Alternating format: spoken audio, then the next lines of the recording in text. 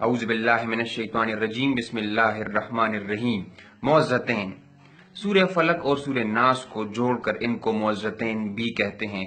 ये मक्की दौर की इब्तिदाई सूरतें हैं जो 20वीं और 21वीं नंबर पर नाजिल हुई।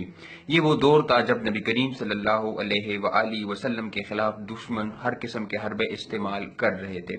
इसको मद्देनजर रखते हुए अल्लाह ताला ने इसमें हर फितने का नाम लेकर अपने नबी सल्लल्लाहु अलैहि वआलिहि वसल्लम को ये यकीन दहानी कराई कि वो इन अल्फाज से अपने रब की पनाह तलब किया करें। इन सूरतों के नाजिल होते ही मोहम्मद सल्लल्लाहु अलैहि वसल्लम इनको पढ़ा करते थे। इनका पढ़ना, इन दोनों सूरतों का पढ़ना नबी करीम सल्लल्लाहु अलैहि वसल्लम का मामूल बन गया। इन आयात में मिन शर्रि नफ्फासात फिल उक़द से बताने की ये कोशिश की जाती है और लोग इसको दलील बनाते हैं कि नबी करीम सल्लल्लाहु अलैहि वसल्लम पर जादू हुआ जब ही तो ये आयत नाजिल हुई। अगर नबी करीम सल्लल्लाहु अलैहि वसल्लम पर जादू नहीं हुआ तो ये आयतें क्यों नाजिल हुई हैं? ये वो लोग जो जादू में माफूकुल असबाब असर मानते हैं वो इसको दलील के तौर पर पेश करते हैं। बात यह है कि नबी करीम सल्लल्लाहु अलैहि वसल्लम ने बहैसियत नबी अल्लाह के हुक्म की पैरवी की। अब नबी करीम सल्लल्लाहु अलैहि वसल्लम का मामूल ये था कि इन सूरतों को पढ़ा करते थे, लेकिन फिर भी जादू हो गया। अब अल्लाह ताला के वादे के मुताबिक नबी करीम सल्लल्लाहु अलैहि वसल्लम की हिफाजत इन सूरतों ने नहीं की, तो ये सूरतें जादू का इलाज कैसे करेगी जब नबी करीम सल्लल्लाहु अलैहि वसल्लम की हिफाजत नहीं हुई? और हाल ये है कि नबी करीम सल्लल्लाहु अलैहि वसल्लम इनको पढ़ा करते थे। 15 साल इन सूरतों को पढ़ने के बाद भी अगर लुबैद बिन आसम अल्लाह ताला की हिफाजत और नबी करीम सल्लल्लाहु अलैहि वसल्लम की असमत में नकब लगा चुका है, तो इन सूरतों से इस शगाफ को कैसे पूरा किया जा सकता है? ये सवाल हमारे जहन में पैदा क्यों नहीं होता कि इतने अरसे से नबी करीम सल्लल्लाहु अलैहि वसल्लम इन सूरतों को पढ़ रहे हैं और जादू फिर भी हो गया, तो एन वक्त पर इसका जवाब देना, काम नहीं करना, हिफाजत नहीं करना, तो हम ये कैसे कह सकते हैं कि ये जादू के इलाज के लिए उतरी?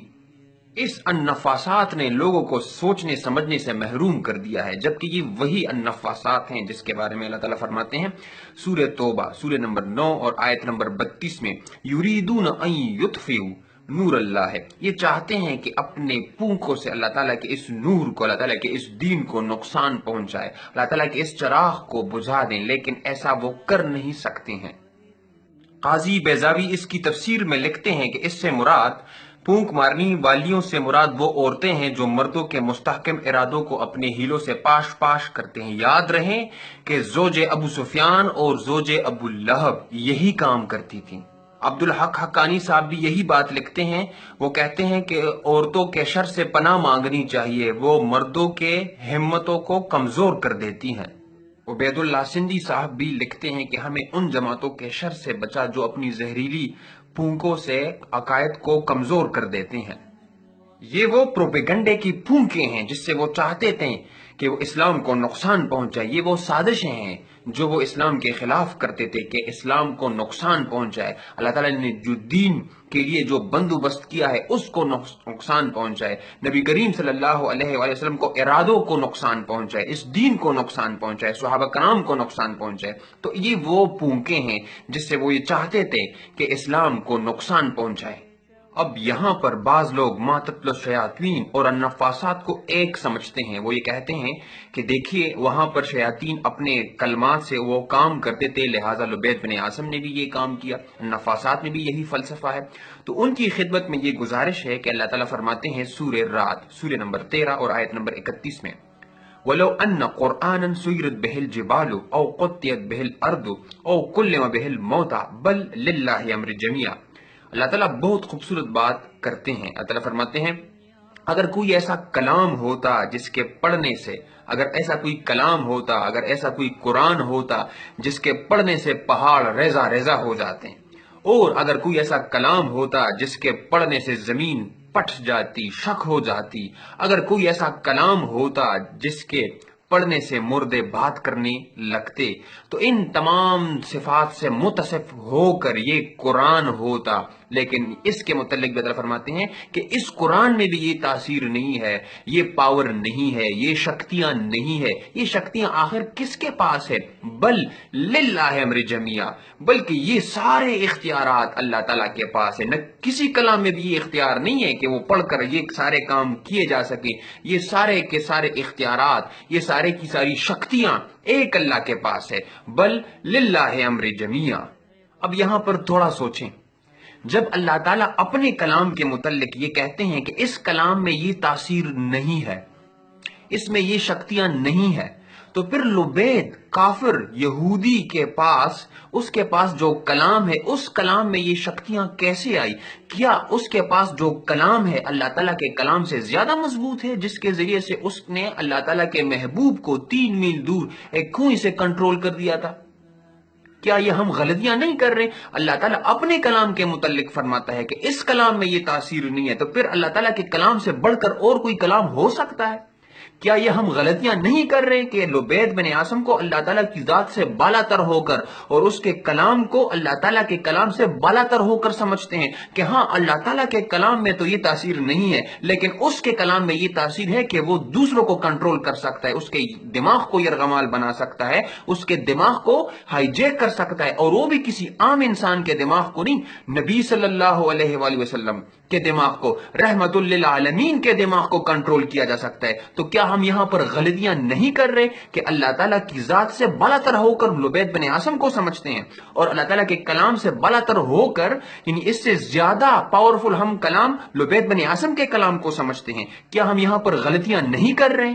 اللہ تعالیٰ تو فرماتے ہیں بل للہ امر جمیعہ، بلکہ یہ سارے اختیارات میرے پاس ہیں۔ اللہ تعالیٰ فرماتے ہیں یہ اختیار لبید بن عاصم کے پاس نہیں آ سکتا۔ یہی توحید ہے۔ اب یہاں پر مزید غور کریں، ساری دنیا کے مخلوق کے شر سے پناہ مانگی گئی ہے، نہ کہ مخلوق سے۔ اللہ تعالیٰ فرماتے ہیں کہ من شر غاسق اذا وقب، اور رات کی تاریکی سے جب وہ چھا جائے۔ اب دیکھیں رات میں ما فوق الاسباب، نہ نفع ہے نہ نقصان ہے، بلکہ نقصان کیا ہے؟ نقصان یہ ہے کہ رات کی تاریکی سے دشمن فائدہ اٹھا لیتا ہے، حشرات الارض نکل آتے ہیں تو آپ کو نقصان دے سکتے ہیں، اس شر سے پناہ مانگی گئی ہے۔ ما فوق الاسباب، اس رات میں نہ نفع ہے اور نہ نقصان ہے، بلکہ رات کی تاریکی میں کچھ چیزیں نکل آ جاتی ہیں، لوگ فائدہ اٹھا لیتے ہیں، دشمن فائدہ اٹھا لیتا ہے، حشرات الارض نکل آتے ہیں، وہ آپ کو نقصان دے سکتے ہیں، تو اس سے پناہ مانگی گئی ہے۔ من شر حاسد اذا حسد، اور اس کے بعد پھر آتا ہے کہ حسد کرنے والے سے جب وہ حسد کرے۔ یہاں پر حسد اگر میرے دل میں ہے آپ کے لیے تو یہ نہ نفع دے سکتی ہے آپ کو، نہ نقصان دے سکتی ہے۔ سوال یہ ہے کہ کب تک؟ جب تک میں اس حسد کو جو میرے دل میں ہے اس کو عملی جامہ نہ پہناؤں، اس کے مطابق وار نہ کروں، تو اس وار سے پناہ مانگی گئی ہے۔ جب تک میں اس حسد کو میٹیریلائز نہ کروں تو یہ آپ کو نہ نفع دے سکتی ہے نہ نقصان دے سکتی ہے۔ میں اپنے دل میں حسد رکھتا ہوں آپ کے لیے اور اس کو عملی جامہ نہیں پہناتا ہوں تو کوئی مسئلہ نہیں ہے آپ کے لیے، آپ کو نہ میں نفع دے سکتا ہوں نہ نقصان دے سکتا ہوں۔ یہ صرف میرے لیے نقصان کا باعث ہے کہ میں کیوں بیکار میں آپ کے لیے اپنے دل میں حسد رکھے بیٹھا ہوں۔ تو جب وہ حسد کرتا ہے اس حسد کے وار سے پناہ مانگی گئی ہے۔ میں اپنے دل میں حسد رکھتا ہوں آپ کے لیے، اس کے مطابق میں وار نہیں کرتا، اس کو میں عملی جامہ نہیں پہناتا، تو یہ آپ کے لیے نہ نفع کا باعث ہے نہ نقصان کا باعث ہے۔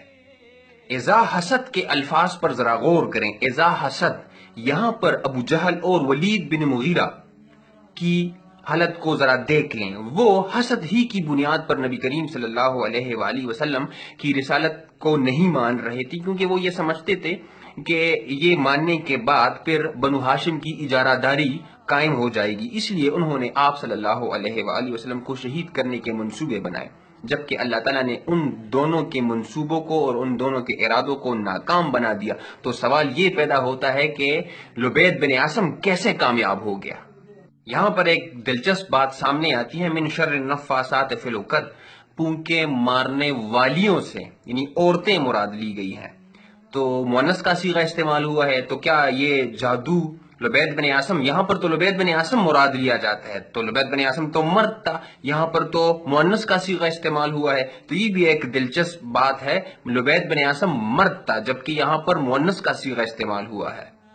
تو لہٰذا نہ کسی گرہ میں شر ہے نہ کسی پھونک میں شر ہے، شر اس کے فعل میں ہے۔ لوگ اس کو دیکھتے ہیں، لوگ یہ سمجھنے لگتے ہیں کہ اس کے پاس خیر ہے یا شر ہے، یعنی بابے کے پاس نفع بھی ہے اور نقصان بھی ہے، کیونکہ وہ گرہ لگاتا ہے، اس میں پھونک مارتا ہے، تو چلو جاتے ہیں۔ تو اس طرح غیر اللہ پر عقیدے بن جاتے ہیں، لوگ شرک کی طرف مائل ہو جاتے ہیں، جبکہ نہ کسی گرہ میں شر ہے، میں گرہ لگاتا ہوں، اس گرے میں میرے لیے نہ نفع ہے نہ نقصان ہے، نفع اور نقصان کا مالک تو میرا پروردگار ہے، یہ گرہ میرا نفع کر سکتی ہے نہ نقصان کر سکتی ہے۔ اسی طرح پھونک میں اس میں مارتا ہوں، اس پھونک میں نہ نفع ہے اور نہ نقصان ہے۔ صرف لوگوں کے عقائد خراب ہو جاتے ہیں اور اس عظیم ہستی کو چھوڑ کر ان پیر و ملنگوں کے پاس جاتے ہیں، گرہ لگانے والوں کے پاس جاتے ہیں، جبکہ وہ خود جانتے ہیں کہ اس میں نہ نفع ہے اور نہ نقصان ہے۔ تو دین کے مخالف لوگ اسلام کو نقصان پہنچانا چاہتے ہیں، وہ یہ چاہتے ہیں کہ اپنے پھونکوں سے اس چراغ کو، اس دین کے اس چراغ کو نقصان پہنچائے۔ اللہ تعالیٰ فرماتے ہیں یریدون ان یطفئوا نور اللہ بافواہہم، وہ یہ چاہتے ہیں کہ اپنے پھونکوں سے اس چراغ کو بجھا دیں۔ اللہ تعالیٰ نے سورہ فلق کی آیتیں نبی کریم صلی اللہ علیہ وسلم کو دے کر یہ یقین دہانی کرائیں کہ آپ ان صورتوں کو پڑھا کریں اور اللہ تعالیٰ کی پناہ اس سے طلب کیا کریں۔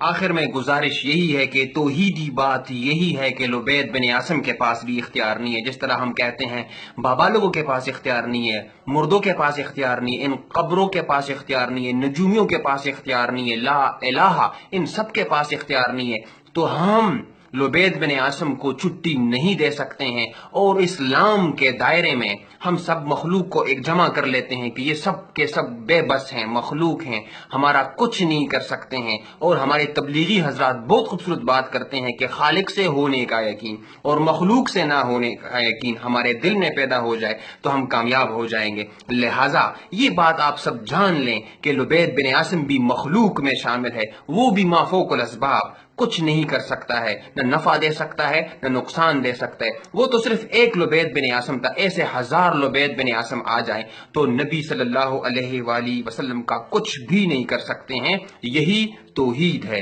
اللہ تعالیٰ سے دعا ہے کہ ہم اس پیغام کو دوسروں تک بھی پہنچائیں اور خود بھی توحیدی بن جائیں، جس طرح کہ نبی کریم صلی اللہ علیہ وآلہ وسلم فرماتے ہیں کونو ربانیین، رب والے بن جائیں، توحیدی بن جائیں۔ نفع اور نقصان کا مالک ایک اللہ ہے، وہی داتا ہے، وہی مشکل کشا ہے، اس کے علاوہ کوئی نفع اور نقصان دینے والا نہیں ہے، لبید بن عاصم بھی نہیں ہے۔ اللہ تعالیٰ سے دعا ہے کہ ہم توحید کو سمجھ جائیں۔ سبحان ربک رب العزت عما یصفون وسلام علی المرسلین والحمد للہ رب العالمین۔